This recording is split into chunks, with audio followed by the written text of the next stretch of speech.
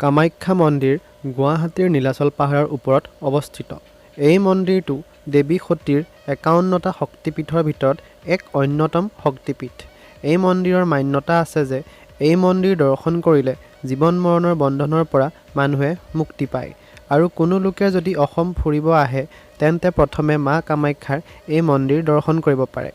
এই মন্দিৰ গুৱাহাটী ৰেলৱে ষ্টেচনৰ পৰা প্ৰায় ৮ কিলোমিটাৰ আৰু গুৱাহাটী বিমানবন্দৰৰ পৰা প্ৰায় ১৮ কিলোমিটাৰ দূৰত্বত অৱস্থিত।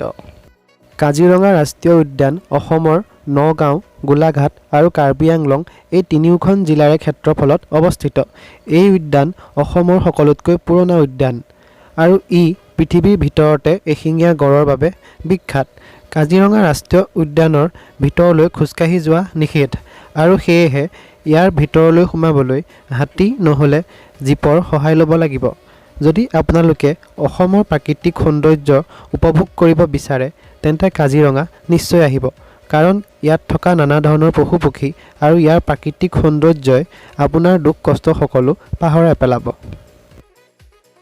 পানীমূৰ অসমৰ ডিমা হাছাও জিলাত অৱস্থিত আৰু ই নিজৰ সৌন্দৰ্যৰে ভৰি থকা এটা জলপ্ৰপাতৰ বাবে বিখ্যাত, যিটো বৰ্তমান সময়ত অসমৰ পৰ্যটকসকলৰ আকৰ্ষণৰ কেন্দ্ৰবিন্দু হৈ পৰিছে।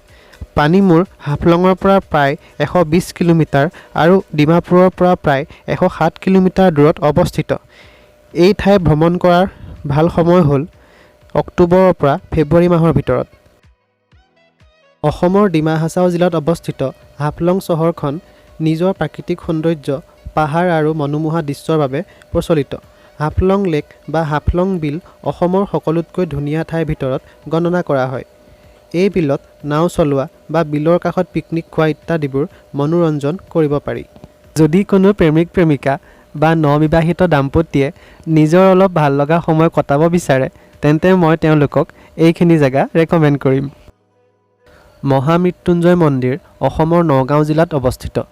এই মন্দিৰৰ স্থাপন অতুলনীয়, কিয়নো এই মন্দিৰ এটা শিৱলিংগৰ আকৃতিত বনোৱা হৈছে, যিটো পৃথিৱীৰ সকলোতকৈ ওখ শিৱলিংগ, যাৰ উচ্চতা ১২০ ফুট।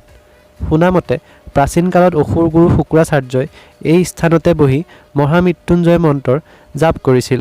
যদি আপোনালোকে ভিডিঅ'টো চাই ভাল পাইছে তেন্তে ভিডিঅ'টো এটা লাইক কৰি দিব আৰু আমাৰ এই চেনেলটো ছাবস্ক্ৰাইব কৰি দিব।